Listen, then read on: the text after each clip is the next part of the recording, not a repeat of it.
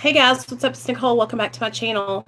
Sorry about that. My phone just literally dropped, you guys. It's like it's getting worse and worse, the phone situation over here. So eventually I'm going to get a camera and then all this will be over with. But I wanted to make a video responding to Chad because I just watched his last video, and I want you guys to know, like, I'm coming from a place of genuine care and concern. Like, this is just my suggestion to him because I've watched him for over 2 years now, go back and forth, and I just wanted to, like, suggest some things to him that might actually work for him, and in turn he will have less hate and more support. Because I think what's happening is, like, a lot of us look at him and we think, is he even serious? You know, is this like what's going to happen again? Because it just keeps on repeating itself. And it's not because, like, I understand that some people relapse, you know, but okay, first of all, relapse does not have to be a part of your recovery. You can get sober and stay sober and never go back. I was a methamphetamine addict and an opiate addict, so I've been down both ends of the spectrum. So I understand the addiction to meth and how it psychologically messes with your mind, and so I understand all that. But I wanted to come on here and share with you guys, like, how I feel when I watch his videos. I don't know, it's just hard to like, it's hard to take him seriously anymore because we've all heard this song and dance so many times. And that's what I'm saying. Like, instead of coming on YouTube and making videos, if you're struggling and you're relapsing and you can't get yourself together, then what I would do, and this is just a suggestion, was I would take some time off and I would get so serious about my recovery. I would get enrolled in some therapy. I would get busy at some meetings, and I would really, really, really like, grab on to the people in my town that were clean and sober and start building myself a new group of friends. I would change my people, places, and things, and I would get real serious. Because what happens when you're coming on YouTube, you can't stay sober, and what you're doing is, on YouTube it's different. Because if you want to go back to AA or go back to NA and tell them you relapse, they're going to welcome you with open arms every time.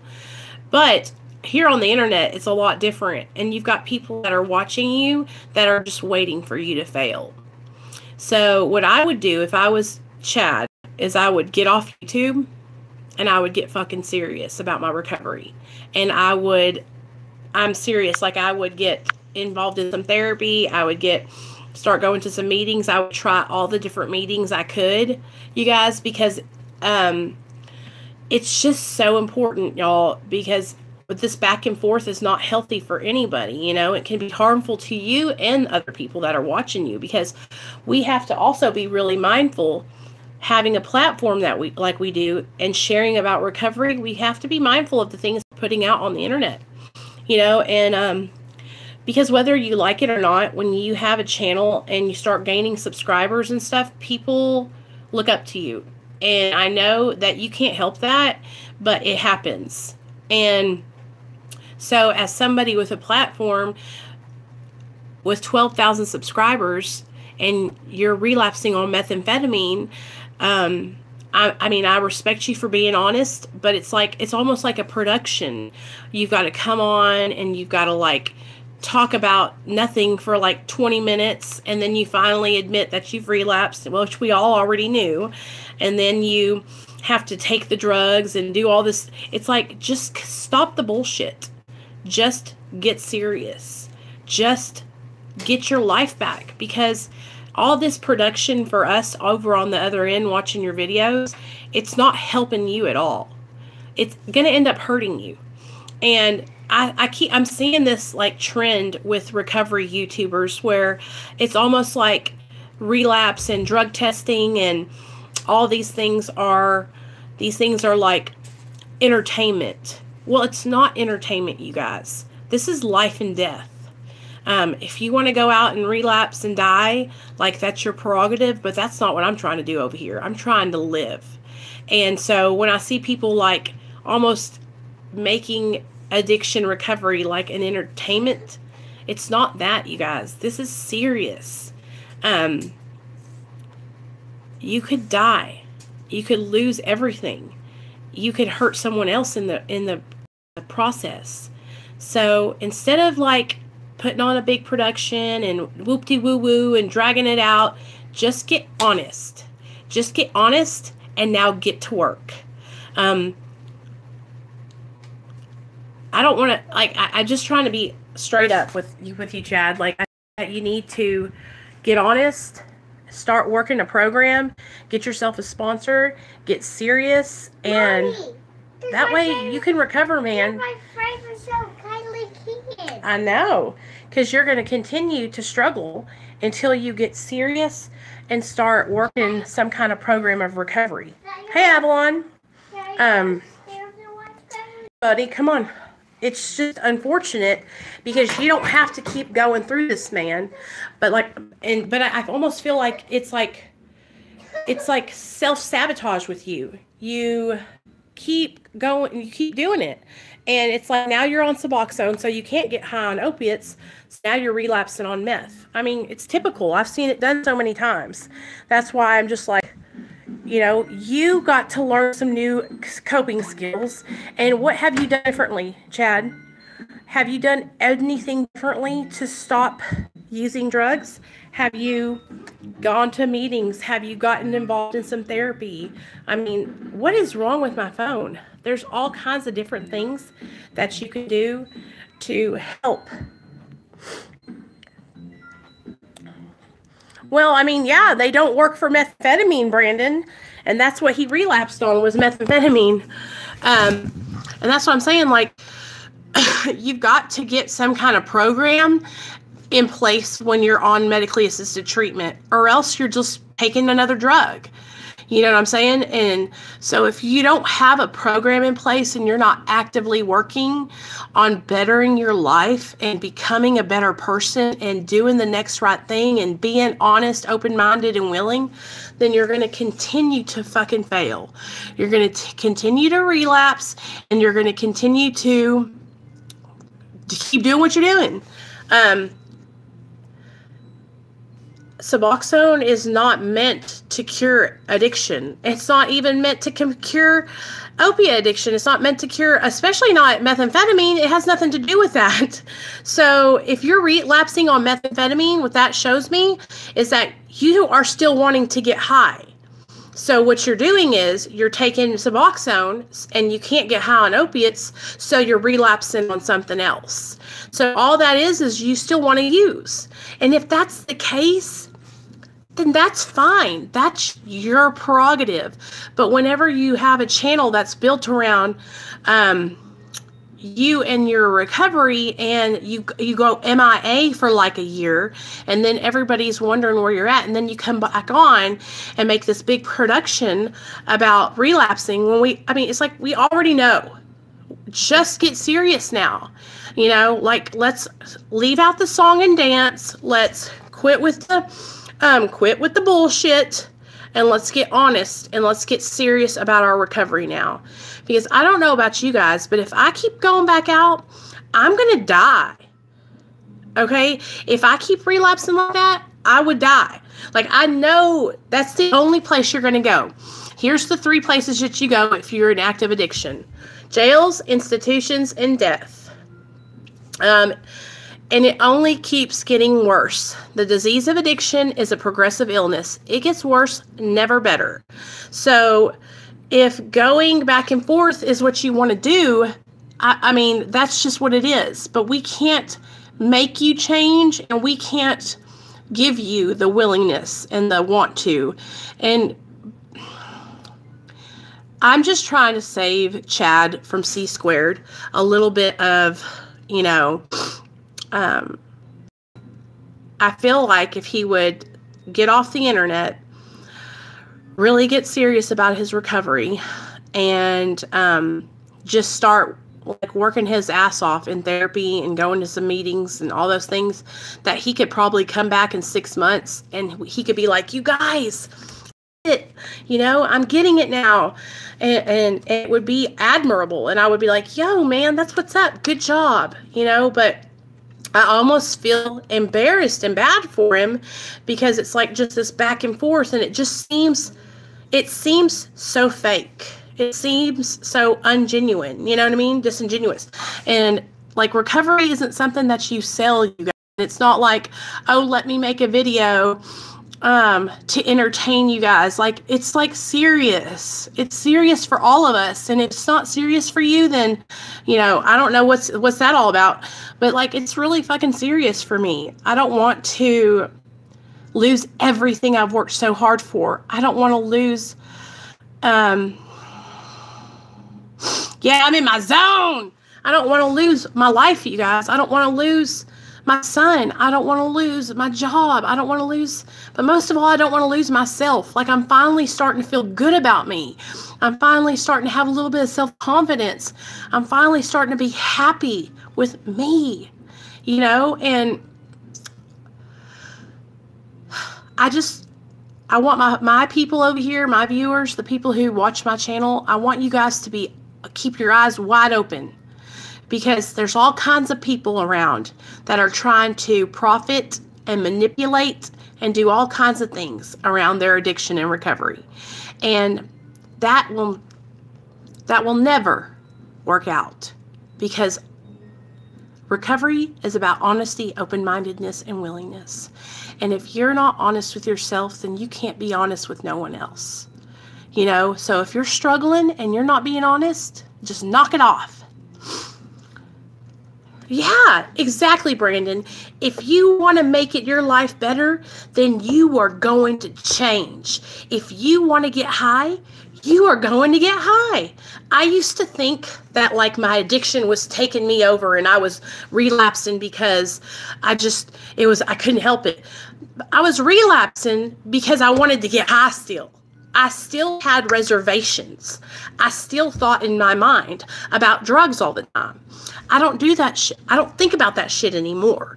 You know what I mean? But it's taken me 3 years of practicing and therapy and addiction classes and all kinds of other stuff to get to a point where I feel halfway comfortable, you know what I mean, with my own self, and then tapering off my medication that I've been on, but for anybody out there, if you're on Suboxone and you're still getting high on other drugs, then you just need to get off Suboxone and go get high some more, because you don't want to be sober. It's just a waste. It's just a waste. You're just wasting it. You're just wasting the whole program. If you want to be sober, you're gonna change. Eventually something will click and you'll change. I hope it happens for you sooner than it does later. But we have got to get serious, you guys, because people are dying every day. And if you want to be somebody dead, I don't want you to die, but you got to make a decision. And that's what it's all about. You got to make a choice. Do you want to live or do you want to die? All right? Hey, Save. Hey, Ravi. Well, that's just how it is for me. It's just gotten to the point where I don't want to die. I don't want to have to go out and fuck a dude for a bag. I don't want to have to go out and steal a purse from the dealers and then trade it to my dope man. I don't want to have to carry my son to a drug dealer's house with me. I want better for my life today. Okay, so get serious. We all need to get serious about our recovery, because this shit is serious business. This is life and death. So if you're still on the fence, you're teetering, tottering back and forth, pick a side. Pick a side, get on. If you're coming over here to the serious side, then you better get your seatbelt on, hold on tight, because we're going for a ride. This is real life, and that's what recovery is about, dealing with life, dealing with the sucky shit, getting pissed off and not being able to do nothing about it. That's dealing with life is what recovery is about, you guys. For so many years, I was in active addiction. I wasn't dealing with my life. I wasn't dealing with my depression. I wasn't dealing with my insecurities. I wasn't dealing with anything. I was checking out of life. I don't want to check out of life anymore today. You know what I mean? I want to live, and I want you guys to live too. So I just wanted to make this video because I felt like Chad needed to hear that. So Chad, buckle up, pick a side. If you want to come over here to the serious side, let's do this, man. Let's get serious about your recovery. And next time I see a video from you, I want to see you talking serious. I don't want to see some put on fucking act show. I'm sick of that. And I'm talking to every recovery channel that has a channel. I'm talking to every person that has a channel. I don't want to see your act anymore. I don't want to see you putting on a show for the camera. I want to see the real deal. I want to see you struggling like I'm struggling. Okay? You guys, I'm not perfect. I struggle daily with words, just tearing myself down, looking at myself in the mirror and thinking, am I doing enough? Could I be doing more? Am I going to make it? Am I going to live? I don't want to lose my son. I don't want to lose my family. I just don't think you understand how serious this is. It is so serious.